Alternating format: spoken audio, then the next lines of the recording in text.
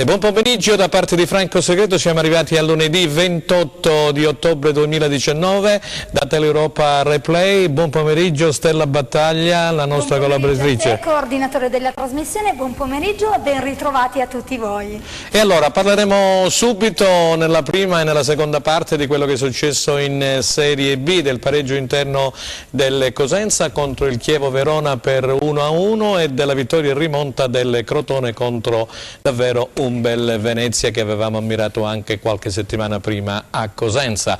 Poi avremo una diretta telefonica con la sede della Gazzetta del Sud di Crotone con Claudio Berlingeri e poi un vecchio amico del Cosenza, Renzo Castagnini, che attualmente fa il direttore sportivo a Palermo, il Palermo che è ormai lanciatissimo verso la Serie C. Ci parlerà della Serie B, ci parlerà naturalmente delle squadre calabresi di Serie C e anche del suo Palermo. Allora andiamo subito a presentare gli ospiti. Stella, Giuseppe Milicchio. Giuseppe Milicchio, benvenuto tra di noi, Ionica Radio.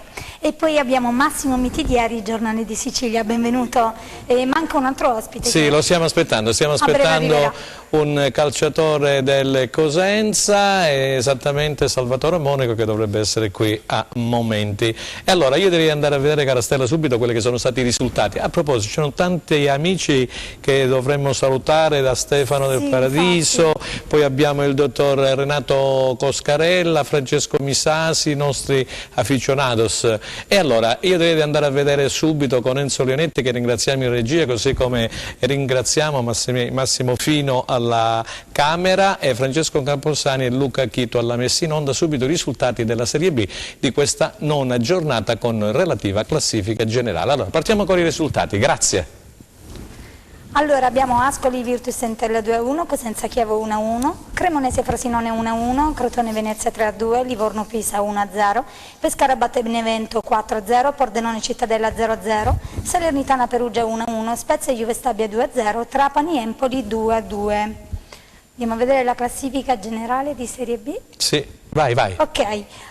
Al comando troviamo Crotone e Benevento con 18 punti, a seguire Empoli 16, Ascoli 15, Salernitana 15, Perugia 15, Chievo 14, Pescara Cittadella 13 punti, Pordenone, Venezia, Virtus Entella, Cremonese 12 punti, a seguire Pisa, Spezia, Frosinone 10, Cosenza 8, Livorno, Juve Stabia 7 punti, chiude la classifica Trapani con 6 punti.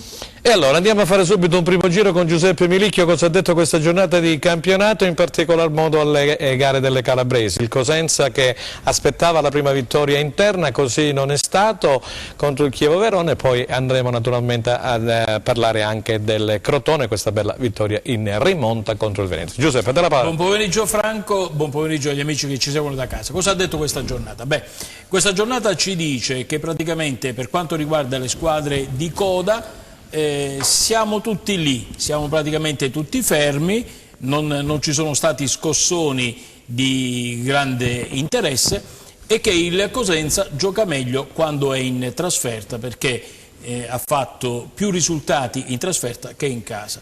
Ha fatto degli 8 punti, 5 sono arrivate dalle partite in trasferta. Ecco la classifica generale. E praticamente di meno per quanto riguarda le gare casalinghe. Abbiamo pagato dazio perché abbiamo perso 2 volte in casa con Pescara e Salernitana, però fuori casa, al di là della sciagurata partita di Benevento, il Cosenza è una squadra che mette in difficoltà gli avversari e questo dovrebbe essere il trend anche per il prossimo futuro, perché domani giochiamo in Liguria, siamo a Chiavari contro l'Entella e questa è una partita interessante in un infrasettimanale che può dare sempre dei problemi. Di questo poi ne parleremo dopo, perché se arriva a Monaco poi parleremo anche di questa trasferta appunto di Chiavari contro l'Entella. Allora Massimo Mitidieri, sei d'accordo con quello che ha detto Giuseppe Milicchio? E come se non si fa essere maestro Milicchio. No, aggiungerei che c'è grande bagarre nella parte centrale della classifica con ben 10 squadre chiuse in soli 3 punti, quindi è una grande bagarre. Poteva essere questa giornata poteva essere il lancio del Benevento, che è stato tramortito letteralmente da parte del Pescara. Mi dicono, scusami Massimo, ti devo interrompere un attimo perché mi dicono che non si sente il microfono, c'è qualche problemino. Allora Stella... Possiamo proseguire perché praticamente... Ecco, forse adesso puoi andare Massimo, adesso c'era qualcosina che non andava, puoi andare tranquillamente. No, niente, stavo sposando la tua causa, quindi praticamente potevo proseguire quello puoi dire quello che... Esattamente. Sul discorso no, dicevi, siamo rimasti, c'è da aggiungere qualcosa, Sintetizziamo, grande bagarre a centro classifica con ben 10 squadre racchiuse in soli 3 punti. Il Benevento poteva sfruttare questa giornata perché affrontava un Pescara che non è che andava benissimo, invece ha preso 4 sberle che l'ha rimessi un po' sulla terra.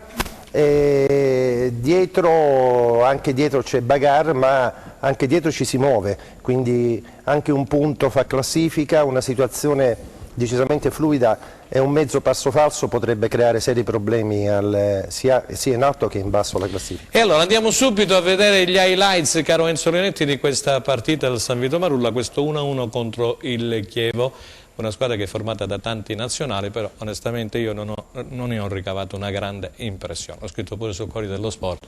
Comunque andiamo a vedere gli highlights e questo 1-1 come è maturato. Grazie. Quinto risultato utile consecutivo per il Cosenza che pareggia e rimonta la gara casalinga con il Chievo Verona. Dopo la vittoria di Cittadella, i Lupi ci provano a conquistare il successo anche davanti al pubblico del Marulla, ma dopo soli 8 minuti devono recuperare lo svantaggio per questo gol realizzato da Esposito su calcio di punizione concesso per un fallo commesso un minuto prima sull'ex Garritano. Gara in salita per i padroni di casa che riorganizzano le idee e provano a pungere con Rivière, ma la sua conclusione finisce fuori di poco. Poi ancora lui il protagonista, dopo un buon movimento, però spara alto da posizione defilata. Il Chievo si difende come può, ma su questa punizione di Baez arriva il pareggio per i Lupi. L'uruguaiano pennella per la testa di Bruccini, che così come a Cittadella riapre la gara. Il suo colpo di testa precisissimo non lascia scampo a Samper e fa esplodere i 7000 sugli spalti. Nella ripresa ancora il Cosenza a creare e a rendersi pericoloso, mentre la squadra di Marcolini attende e prova a pungere con le ripartenze, l'unico brivido degli ospiti in avvio quando Rodriguez svetta di testa anticipando legittimo e la palla finisce fuori d'un soffio. Rivière prova a sorprendere la retroguardia veronese, ma le sue conclusioni sono sbilenche e al 20°, quando il Marulla è pronto a fare festa, l'arbitro annulla il gol a Bruccini per una presunta posizione di fuorigioco.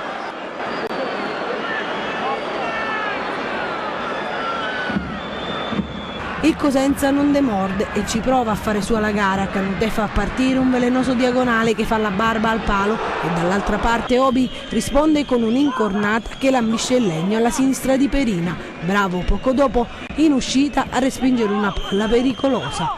Botta e risposta fra le due squadre che provano a giocarsela fino al fischio finale. Al 39° Vaisan si immola per respingere la conclusione di Pierini destinata nell'angolo basso, così come Corsi che devia di testa una conclusione su punizione degli ospiti. Al triplice fischio però resta il rammarico per alcune decisioni arbitrali che hanno fatto infuriare mister Braglia. Su Sciaudone non c'era fuorigioco, c'era rigore ed espulsione. Continuiamo, stiamo sempre tranquilli, tanto io ho letto le dichiarazioni ieri sera del signor Boscaglia, no? Che ne ha dette di tutti i tipi sull'arbitraggio perché secondo lui era in una certa maniera. Ragazzi, noi tra rigori che ci hanno dato che non c'erano, tra rigori che non ci danno nettamente, tra gol che ci annullano perché... Cioè noi siamo delle persone per bene, non parliamo mai, però è arrivato anche il punto che qualcheduno deve dirle le cose, perché quello non è fuorigioco, è rigore ed espulsione. E poi dopo di che parliamo? Poi dopo di che cosa stiamo parlando? E allora abbiamo sentito un Piero Braglia, insomma abbastanza carico. Giuseppe, tu eri in sala stampa. Perché poi vedremo anche, l'ha già fatto rivedere Anna Franchino che ringraziamo, rivedremo poi quel discorso di Sciaudone, ma Sciaudone parte da dietro onestamente.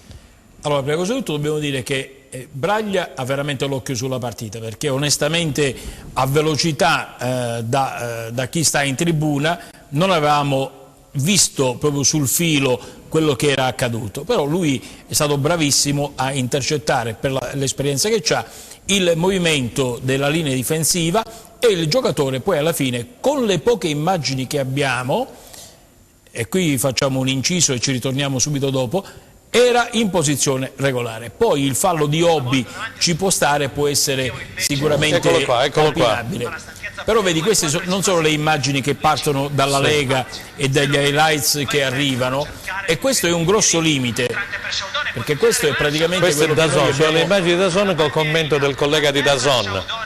Assolutamente.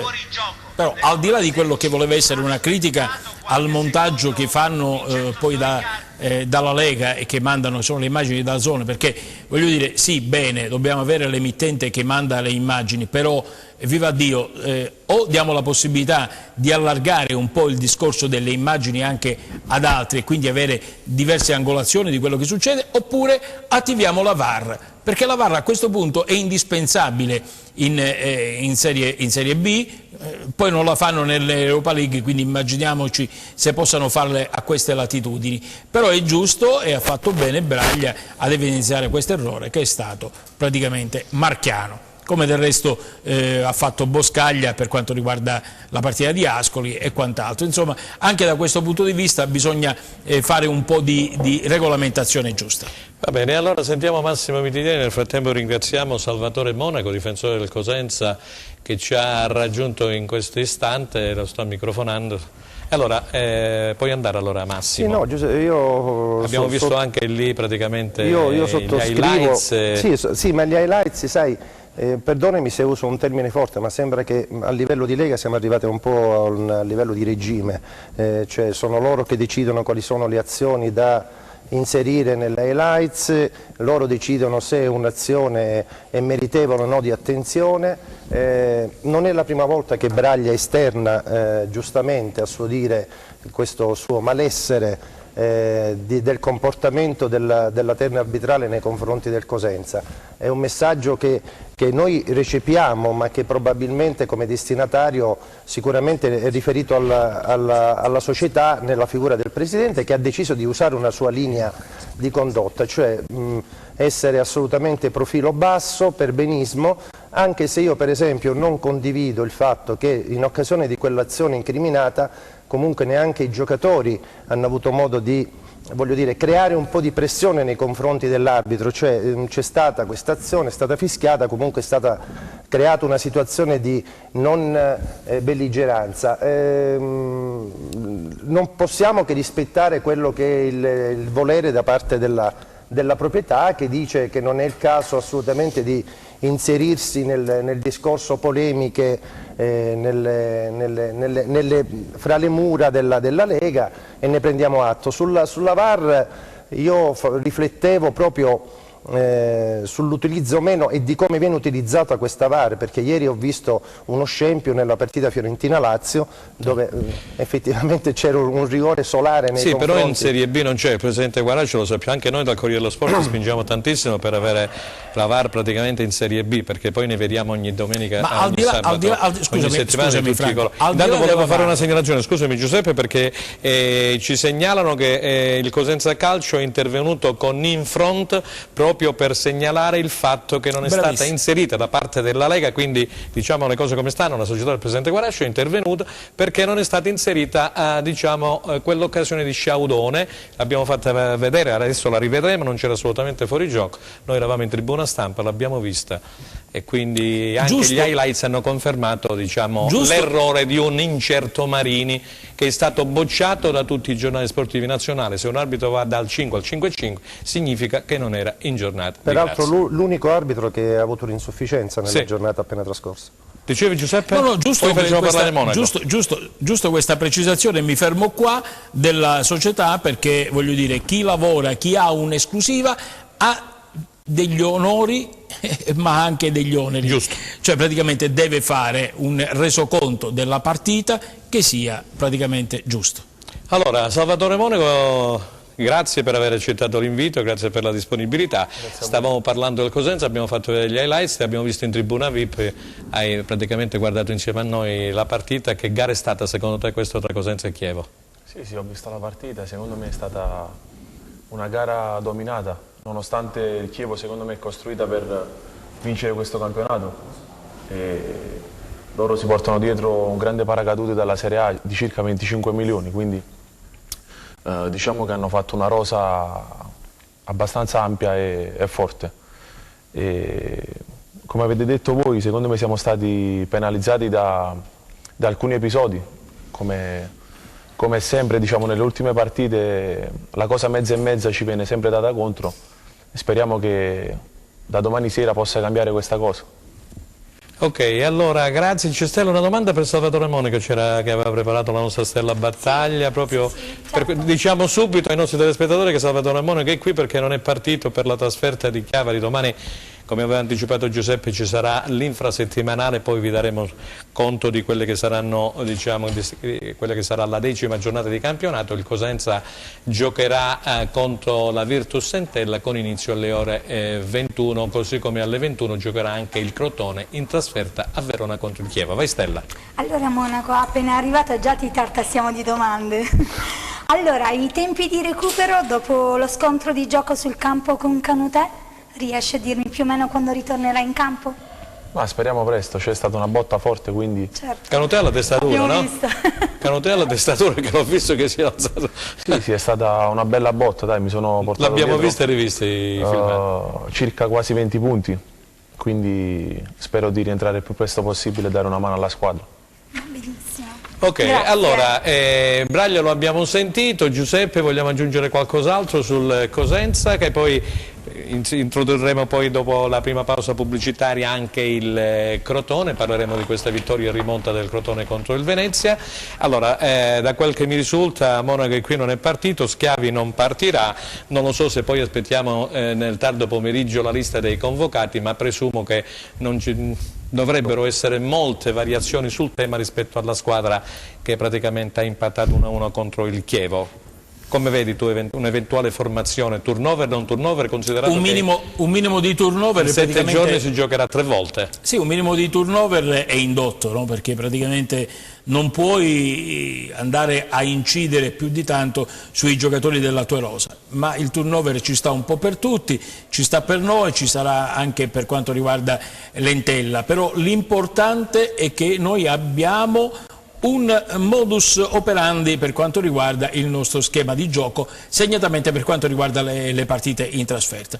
Nelle partite in trasferta non abbiamo mai subito, perché a Benevento abbiamo preso quel gol, ci può stare, non ci può stare, l'errore del singolo può anche capitare, per il resto invece abbiamo sempre giocato le partite con grande intelligenza. Lo abbiamo fatto a Cittadella, dove abbiamo anche vinto. Adesso chi rischia di più tra noi e l'Entella? Io dico l'Entella. Dico l'Entella perché è una squadra che ha necessità di trovare profondità e gol, perché non riesce, gioca bene la palla, la gioca con dei buoni fraseggi, ha vinto le prime 3 giornate di campionato dove non aveva subito gol e questo sicuramente aveva dato grande autostima. Poi successivamente ha cominciato a capire quella che è la Serie B, sono arrivate le prime sberle, i primi buffetti, è arrivata anche la partita giocata con grinta ad Ascoli ed è venuta fuori una sconfitta. Boscaglia 2 volte espulso, quindi vuol dire che c'è una certa tensione anche in panchina. L'unico che potrebbe dare fastidi al Cosenza mi pare possa essere De Luca, che è il giocatore che è rientrato e che ha segnato bene Monaco, no? E che ha segnato 2 gol, ha segnato a Crotone. Siete tutti e 2 di quelle zone, non mi sbaglio, tutte e 2 campane. No, lui mi sa che è pugliese, se non sbaglio. Ma comunque lo conosci bene da avversario? Sì, ho giocato tante volte contro. Allora, che ci dici di questa partenza un po' all'handicap del Cosenza? Nel frattempo, scusa, vi vado a leggere qualche messaggio, che ne arrivano tantissimi. Salutiamo l'amico Alessandro De Rango. Questo Cosenza non ha mai smesso di sorprenderci, è proprio cambiata la mentalità della squadra, che non entra mai in campo con spirito dimesso ma gioca sempre per vincere, e qualunque risultato di conseguenza diventa possibile. Adesso tutti uniti per i 3 punti contro l'Entella. Franco, una gran bella trasmissione, seguitissima, grazie Alessandro De Rango. Andiamo a vedere poi cosa ci scrive Giuseppe Thomas, un altro Filionatos. che lo vediamo sempre allo stadio in tribuna con la carrozzina, è uno, diciamo, un portafortuna insieme a tutti gli altri, Fusaro, eccetera, Roberto Morrone, Robertino Giacomo Antonio, tutti carissimi amici, tutti praticamente con una grande passione verso il Cosenza Calcio. Cosenza-Chievo rievoca ricordi amari del passato, ma quella di sabato non ha nulla a che vedere con il passato. Si è visto un ottimo Cosenza contro il Chievo Verona, che si è visto privare della vittoria per mano di un arbitro che prima ha annullato un gol per fuorigioco dubbio di Bruccini e poi non concedendo rigore ed espulsione ai danni di Sceodone. Forza Lupi sempre, complimenti per la trasmissione. Giuseppe Milicchi, che ho letto i primi due messaggi. Beh, i primi due messaggi ci riportano praticamente a quello che succede poi e quelli che sono gli umori di chi segue la partita, però al di là dell'errore arbitrale che ci può stare, non ci deve stare ma ci può stare, può essere corretto, come abbiamo detto, con l'utilizzo del mezzo tecnologico, quindi della VAR, sì. Bisogna guardare poi a quello che invece è il Cosenza, quello che c'è di positivo e quello che c'è di negativo. In questo momento il bicchiere è mezzo pieno, perché nonostante tutti i problemi che abbiamo avuto tra gli infortuni e la rosa che è stata costruita con grande ritardo, noi siamo una squadra che ha una sua identità. Sta costruendo questa identità, si sono definite un po' le coppie di quelli che sono i titolari e le riserve, quindi chi in questo momento sa di dover conquistare un posto lavora alla grande durante il corso della settimana. A Monaco stavo chiedendo, poi sono arrivati i messaggi di questa partenza un po' ad handicap del Cosenza, poi avete preso il passo del campionato, però manca ancora questa prima vittoria in casa, considerato che in trasferta Cosenza era riuscito a passare a Cittadella dove tu ti eri fatto poi male combinazione. Sì, diciamo che c'è stato questo inizio non tanto positivo, però dal mio punto di vista, se andiamo a analizzare partita per partita, siamo stati sfortunati, perché anche contro la Salernitana, che abbiamo dominato la gara, abbiamo preso un gol evitabile, e penso che quelle partite ci siano, diciamo, sono state da esperienza per tutti noi, capito? Quindi speriamo di continuare con questo ruolino di marcia positivo e speriamo di portare i primi 3 punti in casa contro la Cremonese. Ok, allora Massimo Mitidieri, tu eri in conferenza pure alla vigilia, Braglia ha parlato, finalmente vedo bene dal punto di vista psicofisico, gli ho fatto proprio io questa domanda, dico, quando si incontra una squadra come il Chievo Verona si bada più all'aspetto mentale, psichico o all'aspetto fisico? Dice no, caro segreto, si bada a tutte e due le cose, però dice loro hanno dei giocatori importanti nazionali, ma anche la mia squadra ha gente e giocatori di qualità e lo dimostreremo in campo. Sì, assolutamente d'accordo, anche se è stata una partita che è stata disputata un po' a scacchi, nel senso che comunque sia da una parte che dall'altra c'era la non volontà di aprirsi e di consentire alle due linee offensive da parte del Chievo e del Cosenza di poter penetrare. E io sono d'accordo con Giuseppe quando lui dice che giustamente la partita non bisogna analizzarla solo e esclusivamente sull'episodio, ma l'episodio è stato un episodio importante ed emblematico. Ci ha dato delle indicazioni la partita contro il Chievo. La prima, ritengo che la condizione atletica ormai sia la scarsa condizione atletica ormai l'abbiamo lasciata alle spalle, perché ho visto che il precampionato è finito. È finito. Assolutamente, i 90 minuti ora vengono tenuti abbastanza bene da parte del Cosenza. Dobbiamo purtroppo dare un'occhiata anche ai numeri, che sono impietosi da una parte e ti fanno sorridere dall'altra, e guardo la casella dei gol fatti e dei gol subiti. Noi al momento siamo il peggiore attacco, anche se in compagnia con altre 4 formazioni, e questa è la nota negativa. La nota positiva è che siamo la terza miglior difesa, e per essere quartultimi dopo Benevento e Crotone, mi pare, no? Dopo Benevento e Crotone, dopo le due battestate che hanno subito solo 7 gol. Se consideri che stiamo parlando di una squadra che occupa la quartultima posizione, è un dato importante, vuol dire che purtroppo questi 9 gol subiti sono frutto di episodi che hanno caratterizzato purtroppo questa pochezza di numeri in graduatoria. Grazie Massimo Mitidieri, il giornale di Sicilia. Allora Stella, andiamo in pubblicità, reclamo, che dici? Andiamo in pubblicità, restate con noi e torniamo subito. E dopo immediatamente ci colleghiamo con la Gazzetta del Sud.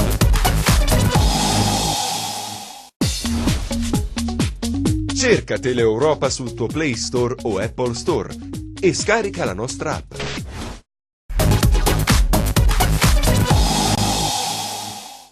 Seconda parte di replay, allora pregherei la regia di mettersi in contatto, lo dicevo poc'anzi, con la redazione della Gazzetta del Sud di Crotone, con la collega Claudia Berlingeri, che ci dirà qualcosa di quello che è successo appunto, l'abbiamo già in diretta? Ah, benissimo, perfetto, grazie ad Enzo Del Leone, velocissimi, sì. Pronto Claudia?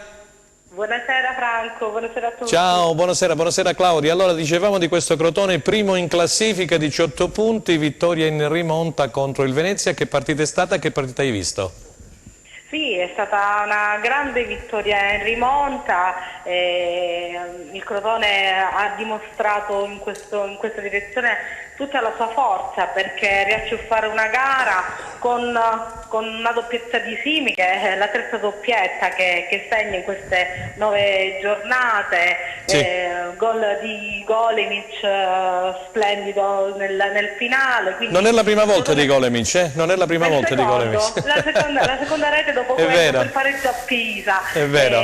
Ma insomma la squadra continua a crescere di giornata in giornata e naturalmente Stroppa, la società predicano il più possibile la calma, perché qua è chiaro che la piazza comincia a sognare il ritorno in Serie A. Vabbè, è normale. È inutile negarlo, non solo perché insomma si è lì su, però soprattutto per le prestazioni che sta mettendo in campo la squadra. Ora per domani sera insomma la squadra arriva un po' incerottata, perché Marrone non ci sarà per una tendinite, Nalini non è stato neanche convocato, per cui domani Stroppa farà la conta e vedrà, insomma, probabilmente qualche cambio lo dovrà fare, perché insomma bene o male stanno giocando gli stessi, e quindi un attimino per far rifiatare qualcuno penso che cambierà. Senti Claudia, che cosa ha detto il nostro amico Giovannino Stroppa del Chievo Verona? Avrà visto sicuramente la partita di Cosenza. Sì, ha visto e ha fatto anche i complimenti al Cosenza, che ovviamente è cresciuto tanto rispetto alla prima giornata che è arrivato qua, che ha giocato qui all'uscita. È chiaro che comunque il Chievo ha detto che si parla poco, però è una delle squadre più forti di questo campionato, perché è composta da giocatori di spessore, non solo di categoria ma anche di categoria superiore, per cui sarà una gara difficile. In questo senso ho fatto anche i complimenti al Cosenza, perché comunque un pareggio, per come è arrivato, poi gli mancava anzi, magari avrebbe meritato anche qualcosa in più il Cosenza. Sicuramente. Quindi insomma non è poco, è una squadra contro la quale ci sarà il massimo impegno, perché è chiaro che in trasferta il Crotone continua a giocare così come fa in casa, quindi per cercare la vittoria, e quindi sicuramente ci sarà tanto da spendere per i ragazzi. Insomma, sarà una gara secondo me molto interessante, perché poi da lì si vedrà davvero il proseguo del campionato per ambo le compagini, perché anche il Chievo è chiaro che punta ad agganciare la vetta. Claudio, c'è Giuseppe Milicchio, il collega, che ti vuole porre una domanda e poi ti lasciamo ai tuoi impegni. Non è una domanda per Claudio, è una considerazione, perché lei segue chiaramente quello che è l'andamento del Crotone. Lei parlava di sogno, io direi semplicemente di constatare quella che è la realtà, al di là del sogno che è importante, però la realtà dice che in questo momento il Crotone è la squadra più regolare per quanto riguarda le sue prestazioni rispetto alle altre che hanno dei problemi gestionali e anche di organico. Il Crotone non può fare altro che crescere, perché in questo momento, secondo il mio punto di vista, non ha espresso ancora il massimo delle sue potenzialità. Se la vogliamo mettere a pari livello del Benevento e delle altre, ha un'arma in più, che sono gli attaccanti.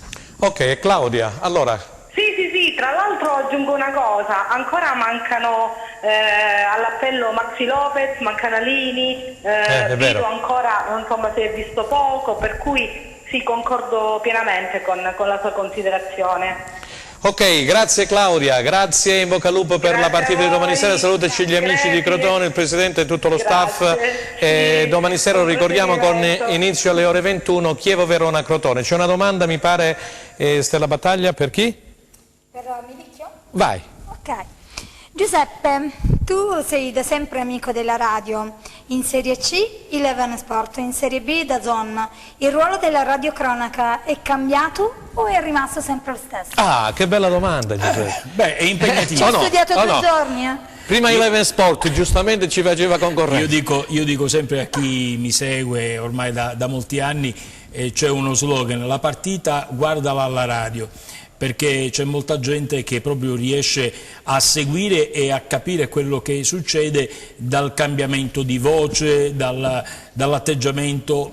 L'altra volta il mio amico Massimo mi diceva: ho lasciato la visione della partita, sì, pure io, pure a me succede questo. E poi ho cominciato ad ascoltarti nel secondo tempo, era appena cominciata, però mi hai fatto capire che il Cosenza avrebbe potuto anche pareggiare, sì, perché la partita tu la vedi e la devi far vedere a chi ti ascolta. La radio ha un fascino particolare, è tutta un'altra storia, no? Quando vedi salire Frank Canutè che colpisce all'arcata sopraccigliare l'amico Monaco, sei lì a dire alla gente, gli devi far sentire il dolore, più che quello che magari un frame televisivo non ti consente.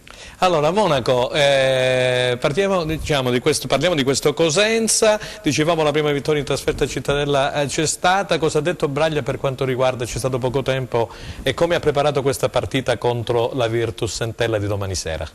Ma il mister è una persona molto carismatica e ogni partita trasmette sempre la giusta carica, e per domani i ragazzi saranno carichissimi perché lui mantiene sempre tutti sul pezzo, sia titolari sia quelli là che in questo momento stanno giocando di meno, però secondo me domani sera serve l'aiuto di tutti, capito? Ci sarà secondo te un mini turnover come ha detto Giuseppe Milicchio?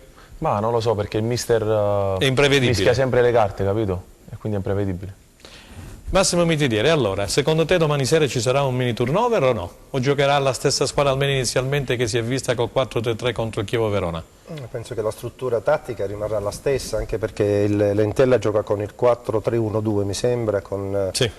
Anche se mancherà uno dei 2 centrali, Chiosa, per squalifica. Mancherà pure Boscaglia, che è stato squalificato l'allenatore. È una partita delicata, ma sai, tutte le partite infrasettimanale vanno, a mio parere, devono essere giocate in un'ipotetica bolletta con la tripla, perché veramente a distanza di solo 2 giorni diventa estremamente difficile poter i giocatori cercare di assimilare quelli che sono i concetti tattici della squadra, ma anche l'avversario non capirà effettivamente con quale potenzialità si presenterà. Sul turnover, beh, io penso che 2, 3, 4 opzioni Braglia ce l'ha, quindi se le potrà giocare tranquillamente. Ora bisogna capire quali sin dal primo minuto e quali in corso di partita, quindi comunque assisteremo a un 11 che sicuramente dirà la sua contro l'Entella.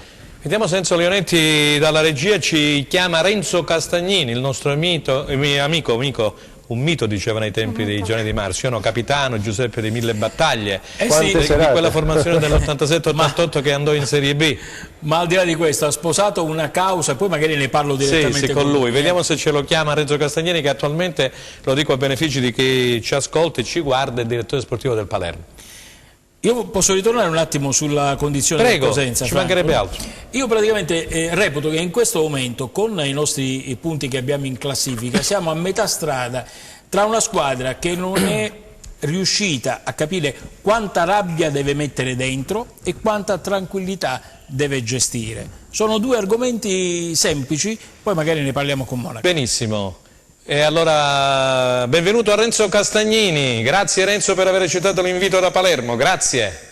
Buonasera, buonasera. Ti sento con una voce così giù, sei primi in classifica, hai 9 punti di vantaggio sulla seconda e ti sento con una voce così cavernosa, che è successo?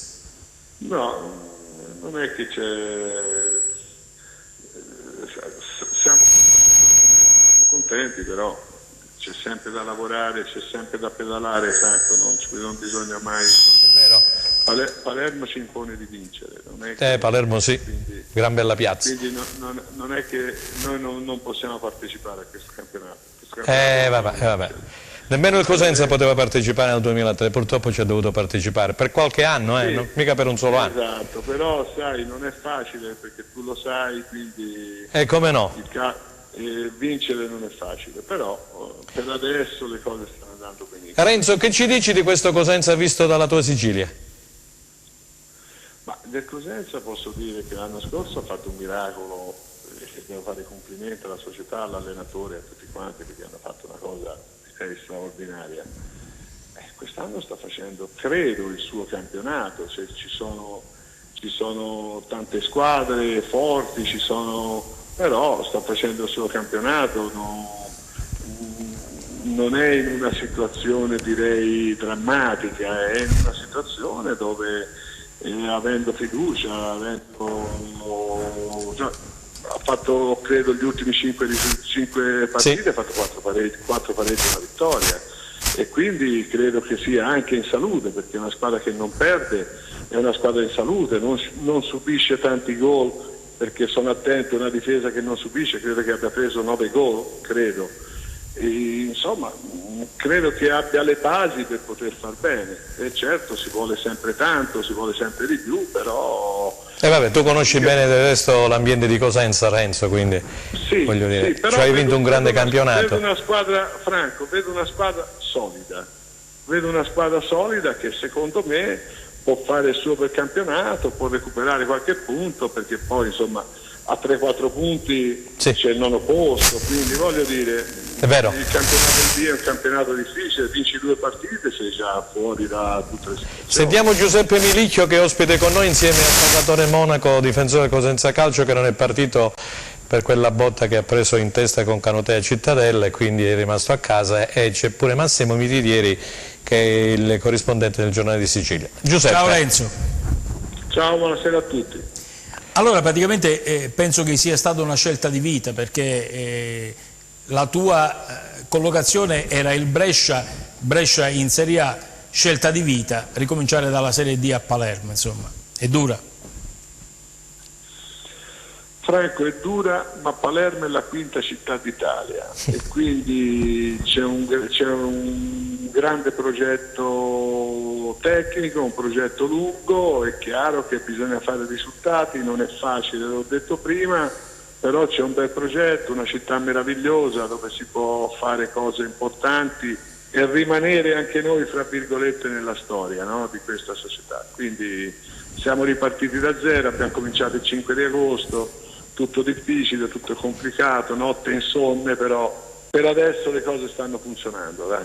C'è giocatori importanti, leggevo, da Sforzini a Santana, insomma, hai costruito una bella squadra.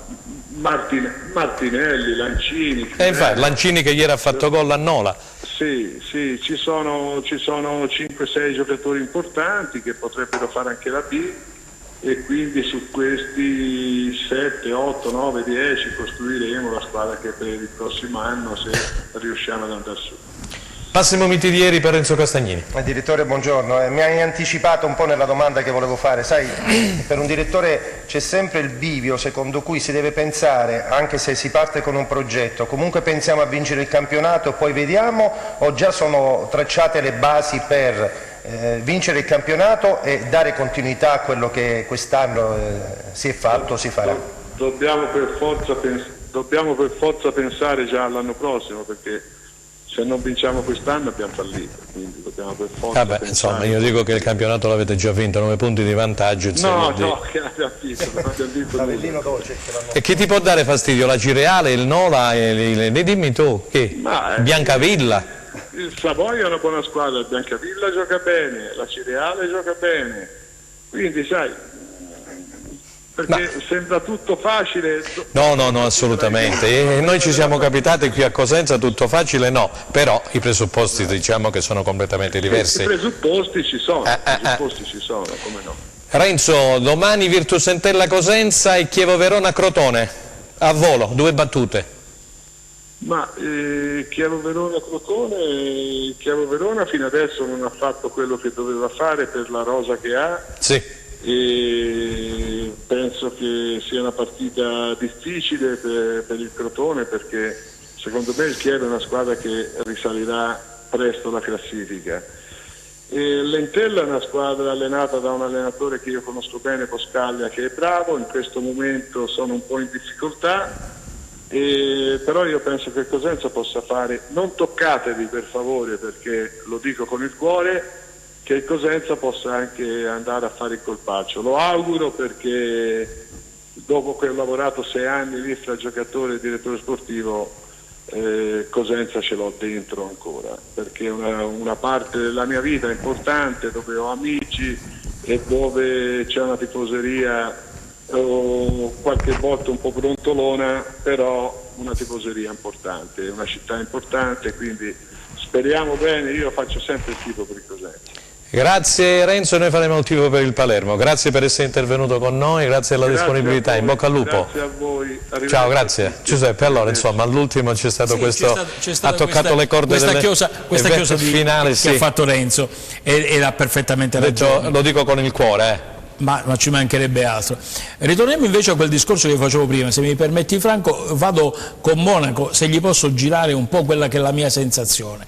Cioè il Cosenza ha giocato un attimo le prime partite in grande tranquillità, come se fosse ancora un precampionato ed essere già una squadra che sa di Serie B, mentre questo sai di Serie B non c'è perché l'anno scorso ci siamo salvati sul filo di lana. E ci manca un po' di cattiveria, di quel furore agonistico che sotto porta io non ho visto nelle ultime partite. Anche l'ultima occasione con Pierini, lì è mancata proprio quella rabbia agonistica per buttarla dentro, cioè nonostante hai un po' di spinta del pubblico, ma l'ambiente e la squadra non hanno ancora quella rabbia per poter arrivare al gol. Monaco. È vero o no Monaco? Guardi, signor, è chiamato in causa Giuseppe, lei diciamo questo è il suo pensiero, no? Però dal mio punto di vista... L'immagine che ho da fuori, Sì, però penso che ogni calciatore quando va in campo è consapevole delle proprie forze e quindi non penso che un attaccante si trova tu per tu col portiere e dice mo la tiro fuori oppure tiro piano piano, capito? Purtroppo sono meccanismi ed episodi che chi è in partita non è scoccata la scintilla di quella rabbia, pensi? Ma è sempre soggettiva la cosa, capito? Perché può essere pure trovi l'attaccante che arriva davanti al portiere e ti tira di punta e fa gol e trovi quello che arriva e te la vuole piazzare, capito? E non fa gol, quindi è una cosa molto soggettiva, però penso che tutti i miei compagni danno sempre il massimo e quindi... Non mettevo in dubbio l'impegno. Cioè voglio dire, in Giuseppe, che poi ci sono dei messaggi che riguardano Angelo Corsi e dobbiamo aprire una parentesi su Angelo Corsi dopo. Eravamo tranquilli, adesso forse non abbiamo ancora assimilato quella rabbia, Se Giuseppe dice ci manca quella famosa... Quella scintilla che magari c'è stata a Cittadella. Ma secondo me c'è stata in tutte le partite, poi un po' di sfortuna, un po' magari... quel pizzico di cattiveria che forse alcune volte è mancato, perché se non fai gol e arrivi a tu per tu manca quel pizzico di cattiveria come ha detto lei, però penso che il vento sta cambiando. Dai. Giuseppe, senti, grazie Monaco, io volevo introdurre il discorso di Angelo Corsi, l'avevo segnato, però Elio Principato, che salutiamo, che ci segue sempre, dice la solidarietà al capitano Angelo Corsi per gli attacchi di alcuni pseudo tifosi. Siccome Braglia ne ha parlato in conferenza stampa, volevo tirare anche qui in ballo Monaco eccetera, ma io rimango basito da io queste cose qua. Due parole su Angelo Corsi, perché... ma scusate, ma di che cosa stiamo parlando? Bravo, ma da dove arrivano questi messaggi? Ma la vogliamo smettere una volta per tutte? Basta. Cioè, ma chi ha messo in discussione Angelo Corsi? Cioè, o io vivo in un altro mondo e sono poco social perché ormai sono negli anta e quindi siamo in due. Siamo in tre, non lo so. Però voglio dire, da dove viene questo modo che scatena poi l'ira anche di chi riceve il messaggio? Cioè, ma lasciamo stare. Ma Elio, viva Dio, ma che importanza può avere un cretino, perché io dico cretino, che scrive su Facebook e che può mettere in discussione quelle che sono le prestazioni, i leoni di tastiera? Beh. Ma che importanza possono avere? Ma tu la partita la guardi, allora tu fatti il tuo giudizio su Angelo Corsi qual è? Che è un professionista, che è un buon giocatore, che è uno che ha lavorato, e non lo devo difendere io, né l'allenatore, né i compagni di squadra. Si difende da solo, non ha fatto vacanze. Punto. Mi fa piacere quando Giuseppe è bello carico così, vediamo se dallo stesso modo anche Massimo Mitidieri. Io non condivido No, ma non mi infervorisco perché penso di essere stato chiaro il mio intervento che ho fatto. No, poi voglio sentire anche quella di Monaco, no? Sul compagno di squadra, capitano. Franco, io penso di essere stato chiaro, molto sintetico quando ho parlato dei social non più tardi di 20 giorni fa, ospite della trasmissione. I social devono essere presi per quelli che sono. Ora, se un soggetto, 2 soggetti, 3 soggetti su una massa di 10.000 persone possono penetrare emotivamente o con giudizi che poi sono oggetto di repliche e commenti, allora io personalmente non ci sto a questo gioco a massacro, perché per me i social è un mondo virtuale dove si dice tutto il contrario di tutto. Io ieri ho visto una trasmissione su delle Iene dove addirittura hanno creato dei filmati con il viso di attori e di che cosa vogliamo parlare? Cioè ormai se andiamo dietro ai social correremo fortemente il rischio di rovinare tutto quello che c'è intorno a noi, a cominciare anche dal gioco. Ci sono i tifosi che esprimono i loro giudizi, è un mondo particolare, non deve intaccare, a mio parere, e male farebbero a cominciare da Angelo Cossi, ma è talmente navigato che certamente Angelo avrà sicuramente i calli. Se 2, 3, 4 persone esprimono determinati giudizi, io veramente non mi va neanche di commentarli, perché vuol dire dare troppa importanza a una situazione che purtroppo per me non ha modo di esistere, Franco. Vuole aggiungere qualcosa Salvatore Monaco sul capitano Corsi, visto che Elio Principato ha aperto questo tipo di discorso? Per quello che posso perché dire, Braga poi quando è venuto nel post gara giustamente ha posto l'accento su una situazione un po' stucchevole, se vogliamo, del resto Giuseppe poc'anzi lo ha chiarito ad ampie lettere. Sì, diciamo che dispiace questa cosa perché nel 2019 purtroppo molte persone vanno dietro a questi social, cioè pensano che la vita è tutta sui social e purtroppo viviamo dietro questi leoni di tastiera, come detto prima, perché mi è capitato anche a me che sono stato a Perugia, insomma io qualcosa ho letto. L'anno scorso sono stato fuori rosa a Perugia e mi arrivavano tutti i giorni messaggi brutti, magari da profili finti, cioè persone di pochissimo valore, capito? Che uno non deve dare nemmeno conto a queste cose, capito? Però dispiace se c'è la parolina magari sbagliata, perché Angelo, da quello che so, ha sofferto 6 mesi della sua vita e carriera. Vero. È stato tutta l'estate a lavorare e farsi trovare pronto per questo campionato. Concordo perfettamente. E allora vogliamo andare a vedere gli highlights del Crotone. Enzo Leonetti, vediamo questi gol da doppietta di Simi, mi pare, in rimonta contro veramente un bel Venezia. Andiamo, grazie. Vince e vola in testa il Crotone, condividendo il primato con il Benevento. All'uscita termina 3-2 in favore dei pitagorici la sfida con il Venezia, che parte subito forte e sblocca il risultato al 10° con Aramu. Il Crotone incassa il colpo e prova a ripartire, ma nonostante le tante occasioni ci vuole il 35° per pareggiare la sfida, con Simi abile ad insaccare su assist di Barberis. Nella ripresa è ancora lui a ribaltare il risultato, siglando la doppietta personale. Il Venezia non ci sta e reagisce come può, trovando il gol del pareggio al 68° con Capello, ma proprio quando il match sembra scivolare via sul risultato di parità, all'84° Golemic, servito ancora da Barberis, batte il portiere avversario e regala i 3 punti alla squadra di Stroppa. Ok, e allora ci dovrà lasciare tra qualche minuto il difensore del Cosenza Calcio Salvatore Monaco. Allora Salvatore, e 2 battute su questa trasferta di cui parlava anche l'ex calciatore prima, direttore sportivo dopo del Cosenza Renzo Castagnina, attualmente a Palermo. Che gara sarà secondo te? Virtus Entella Cosenza. Come hai visto i ragazzi questa mattina? So che si sono allenati e poi nel pomeriggio partivano per Genova. Li ho visti molto bene, diciamo che Chiavari è un campo molto difficile perché è un sintetico. Piccolino oltretutto, no? Sì, molto stretto, quindi la palla non esce mai, so che domani piove, quindi sarà anche un campo molto veloce. E quindi, sintetico? Sintetico, e quindi dobbiamo farci trovare pronti sotto tutti i punti di vista, capito? Quindi penso e sono convinto che la squadra farà una grande partita anche domani. Grazie a Salvatore Monaco, noi andiamo in pubblicità. Stella, grazie. Ritorniamo presto.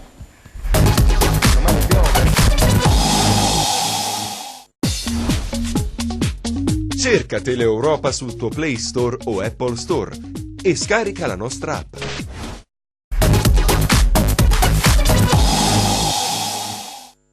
Allora, terza ed ultima parte di replay. Stella, ricorda intanto che noi comunque lunedì prossimo saremo qui perché ci sarà la gara del Cosenza che giocherà lunedì prossimo in notturno. Il 4 novembre saremo qui, parleremo chiaramente delle squadre calabresi e dell'anteprima della Cosenza serata, Cremonese. sì, Cosenza Cremonese alle ore 21, sempre lunedì.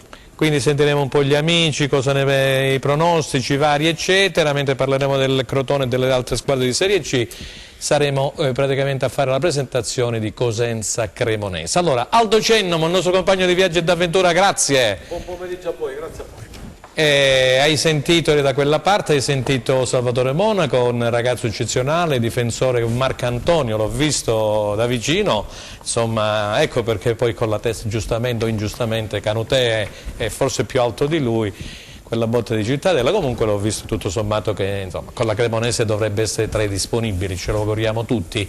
Allora, cosa hai capito di quello che praticamente si è detto nel dibattito? Che Cosenza hai visto? Che Cosenza sarà domani a Chiavari contro l'Entella? Beh, io onestamente devo dire che per quanto riguarda la partita l'ho seguita attentamente nello stadio, assieme a tanti amici. Onestamente i primi 15 minuti il Cosenza non mi è piaciuto, devo essere sincero, perché no. Poi il Cosenza quando ha subito il gol ha incominciato a macinare gioco, ha fatto la sua partita, giocava con il Chievo, una squadra importante, una squadra che viene dalla Serie A, una squadra che vuole forse tornare in Serie A. E il Cosenza ha pareggiato e immediatamente in secondo tempo abbiamo visto un Cosenza bello, spigliato, con tante azioni che poteva mettere la palla in rete più volte. Un arbitro, onestamente io l'ho detto sul mio post, che un arbitro, solo l'arbitro ha vietato al Cosenza di vincere questa partita perché c'era un gol regolarissimo, forse anche il rigore, anche Bragli è stato molto duro nel giudizio, ha fatto bene, la società si farà sentire. Ci sono tutte le attenuanti possibili e immaginabili perché il Cosenza questa partita e questi 3 punti li poteva portare a casa, e solo un po' di sfortuna ma anche errore arbitrale non l'hanno consentito. Per quanto riguarda il giocatore Monaco, ho visto una bella stazza, io da vicino sembravo l'articolo Hill, è un giocatore importante, ho fatto una battuta un po' lento, però è un giocatore importante, un giocatore che ha l'esperienza sua necessaria, quindi al Cosenza questo serve, anche se il Cosenza adesso ha una coppia ottima come legittima Inta, la difesa del Cosenza è una delle migliori, quindi come difesa stiamo bene. Quello che preoccupa però Franco è questa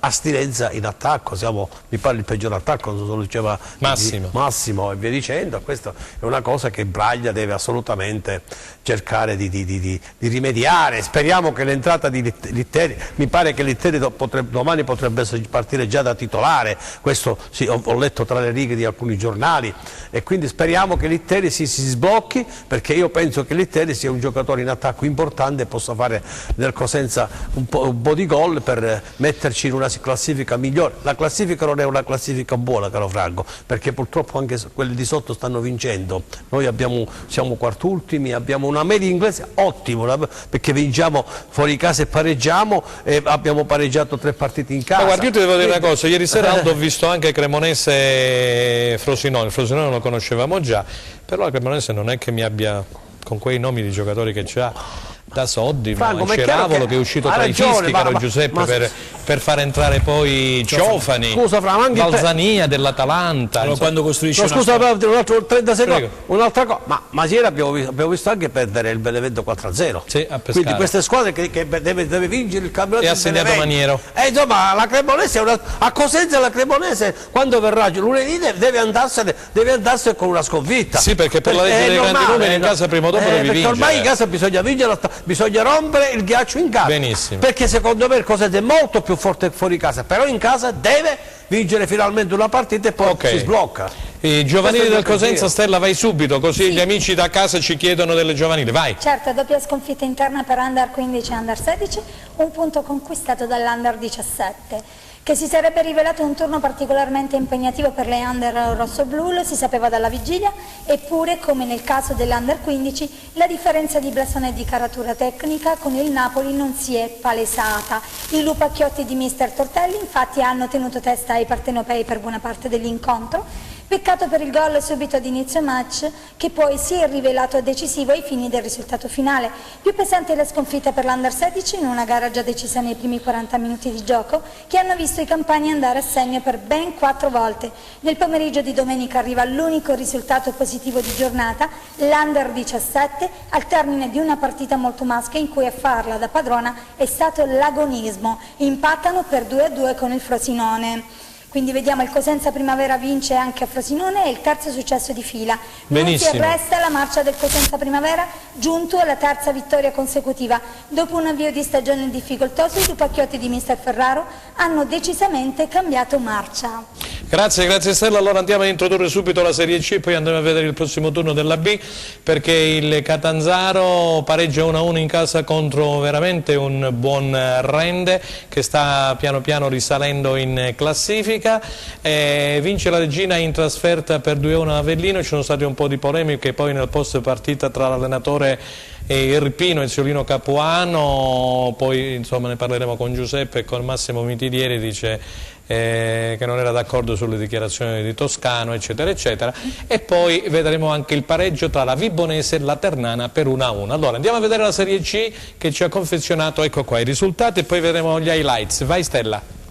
Ok, allora i risultati di Serie C: Avellino Regina 1-2, Bisceglie Francavilla 0-1, Catania Bari 0-0, Catanzaro Rende 1-1, Cavese Rieti 0-2, Monopoli Potenza 3-0, Picerno Paganese 2-0, Teramo Casertana 4-3, Vibonese Ternana 1-1, Viterbese Sicola Leonzia 2-0. Sta male questa Sicola Leonzia, grande crisi societaria eccetera, sta perdendo sempre. Andiamo a vedere la classifica generale che vede al comando la Regina di Mimmo Toscano, 28 punti. Esattamente. Abbiamo al comando Regina 28 punti, Potenza 24, Ternana 23, Bari, Monopoli 22, Viterbese 20, Teramo 18, a seguire Casertana, Catanzaro, Catania con 17 punti, Paganese, Vibonese, Francavilla con 16 punti, Avellino 14, Picerno 13, Cavese 13, Rieti 11, Bisceglie 10, chiudono la classifica Sicola Leonzia e Rende con 6 punti. Ok, allora dicevamo di questo pareggio del Rende, se siamo pronti andiamo a vedere le immagini e poi parliamo un attimo di questo turno di campionato. Leonetti, grazie. Se non è la prima fuga, assomiglia tanto ad uno sprint. La Regina vince anche al Partenio, mette 4 punti tra sé e la prima inseguitrice. La gara con l'Avellino conferma il grado di difficoltà previsto. I biancoverdi di Capuano ce la mettono tutta per vincere il confronto con gli Amaranto, perlomeno per tenergli testa. E il primo tempo, nonostante le occasioni, finisce sullo 0-0. Charpentier è l'uomo più pericoloso per noi di casa, mentre il duo composto da Corazza e Reginaldo tiene in costante tensione il portiere Tonti. Nella ripresa la staffetta tra Reginaldo e Denis regala la svolta del match. Il tank si accende dopo 10 minuti, scaraventa in rete di testa il cross di Bianchi. Altri 5 minuti, l'argentino concede il bis. Sull'incursione di De Francesco, contestata dagli Irpini per un presunto fallo sulla Ezza, gli servono 2 tocchi per metterlo dentro, ma valgono lo 0-2. L'Avellino non ci sta, Charpentier dimostra ancora una volta il suo talento siglando il gol che riapre la partita. Nel finale Rossetti sfiora il pari colpendo il palo alla sinistra di Guarna. La cura Grassadonia non guarisce il Catanzaro, anzi, contro il Rende arriva solo un pari e per giunta sofferto. Il tecnico dei giallorossi si affida alle certezze ma non ottiene gli effetti sperati. Gli attacchi dei padroni di casa finiscono per spegnersi ai 16 metri e gli ospiti ne approfittano per ripartire e insidiare la porta di Gennaro. Giannotti e Vivacqua vanno vicino al gol. Al terzo tentativo è sempre Vivacqua a tentare la via della rete, ma l'estremo difensore respinge. Morselli sfrutta l'occasione e realizza il gol del vantaggio. Catanzaro rischia di sprofondare, ma Canutè inventa un gran gol che riaccende le speranze o perlomeno limita i danni. Non è questa la domenica dei giallorossi, che non riescono a ribaltare il risultato ed escono tra i fischi del Cerallo. La Vibonese conferma il proprio valore al cospetto di un'altra grande del campionato, domina la Ternana per buona parte della gara, sbloccando il risultato con Buba sul calcio di rigore. Nella ripresa arriva la reazione degli ospiti, che prima colpiscono un palo con Paghera e poi pareggiano i conti con Ferrante, bravo a colpire di testa in mischia sul corner di Mammarella. E allora Stella, c'è una domanda per... intanto è arrivato l'arbitro della partita di domani tra Entella e Cosenza, vai! Allora, la sezione Canna di B dell'AIA ha reso note le designazioni arbitrali relative alla 10ª giornata di andata del campionato di Serie B KT che si giocherà domani sera 29 ottobre. Virtus Entella Cosenza sarà diretta dal signor Lorenzo Maggioni di Lecco, che è coadiuvata dagli assistenti signor Pietro dei Giudici di Latina e signor Giuseppe Perrotti di Campobasso. Parte ufficiale di gara sarà il signor Simone Sozza di Serenno. Quindi Maggioni di Lecco è l'arbitro di domani, Giuseppe, della partita Virtus Entella Cosenza. Allora, c'avevi una domanda, mi dicevi per Massimo? Una domanda per Massimo. Serie C o Serie B? Serie C. Ok, vai. Allora, la Regina, Massimo, è l'unica squadra imbattuta di Serie C. Secondo te, dove può arrivare la formazione di Toscana? Qui ci vorrebbe la sfera di vetro. E diciamo che sta seminando abbastanza bene, sta cominciando a creare delle distanze significative nei confronti di altre pretendenti che quest'anno dovevano dire la loro, in primis Catania e Catanzaro. Già si è creato un distacco di ben 11 punti fra le due formazioni e la Regina, quindi a questo punto penso che per capire la Regina che continuità possa avere in questo campionato e vedere un attimino man mano quando verrà sfoltito il novero delle squadre che pretenderanno di salire direttamente in Serie B. Non dimentichiamoci che c'è anche la ruota dei playoff, quindi voglio dire, io penso che la Regina sta andando alla grande, c'ha un signor attaccante che si chiama Dennis che ancora gioca a mezzo servizio, c'ha un Reginaldo che voglio dire è un po' anzianotto, però la sua la dice sempre. E io penso che la Regina possa dire a questo punto la sua in questo campionato. Bisogna capire a questo punto anche il Bari, la Ternana, come hanno l'Avellino stesso cosa hanno intenzione di fare. È un campionato difficilissimo quest'anno, il girone C della Serie C. Io penso che al momento la Regina sta andando veramente alla grande, avrà anche a sua volta un po' di flessione, ma già sta mettendo molto, come dice il Bonaldo Cennamo, in cascina. Fieno in cascina.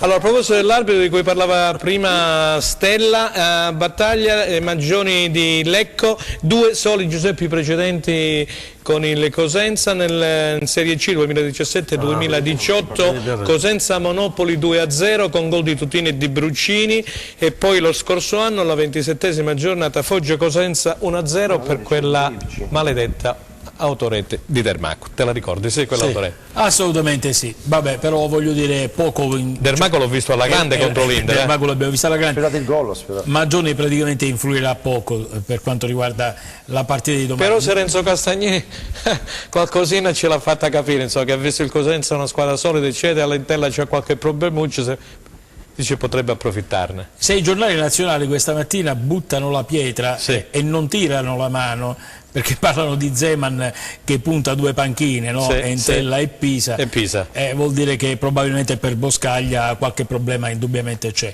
Però noi non possiamo guardare questo, dobbiamo guardare invece la situazione ambientale, perché domani sera è prevista pioggia e non abbiamo mai giocato fino a questo momento con la pioggia, e giochiamo non è sintetico, è un misto il terreno. Ci sono anche dei terreni misti, è vero. È un terreno misto, quindi in ogni caso non sarà scivoloso, sarà veloce, campo piccolo, e lì se vuoi fare la partita difensiva metti dietro i marcantoni in difesa ed è difficile che gli avversari ti possano far male. Se ti giochi la partita le ripartenze sono quelle determinanti, perché chi è veloce, Carretta e gli altri possono incidere e far male in una 4-3-3. Massimo, continuare su questa falsariga, Braglia sul 4-3-3? Ritengo di sì, anche se voglio dire qua comunque mancano, il pacchetto difensivo manca un buon 50%, ma penso che ormai ha cominciato a prendere forma questo 4-3-3. Ti ripeto, Lentella gioca con questo 4-3-1-2, ritengo che sia più che sufficiente una linea. Gioca come il Chievo? Sì, gioca come il Chievo, sì, questa linea difensiva a 4 penso che possa dare certamente delle garanzie. Aldo Cennamo, allora mi dicevi prima che hai visto un buon Cosenza, quindi sei d'accordo con quello che sosteneva poc'anzi il difensore Monaco, squadra quadrata che sta prendendo il passo del campionato, che gioca meglio in trasferta? Sì, abbiamo sempre detto che la pausa avrebbe svelato il vero volto del Cosenza, e così è stato. Dopo la pausa il Cosenza era già in una fase di risultati positivi, però si è accentuata questa fase perché il Cosenza in questi 10 giorni che ha avuto di stare insieme per il fatto che il campionato era fermo, è riuscito a mettere dei tasselli importanti su alcuni pezzi da mettere in campo. È chiaro che questa partita, io penso che il Cosenza fuori casa in questo momento, l'ho già detto prima, lo sto ripetendo spesse volte, si esprima molto ma molto meglio in casa, perché abbiamo gli uomini giusti per fare anche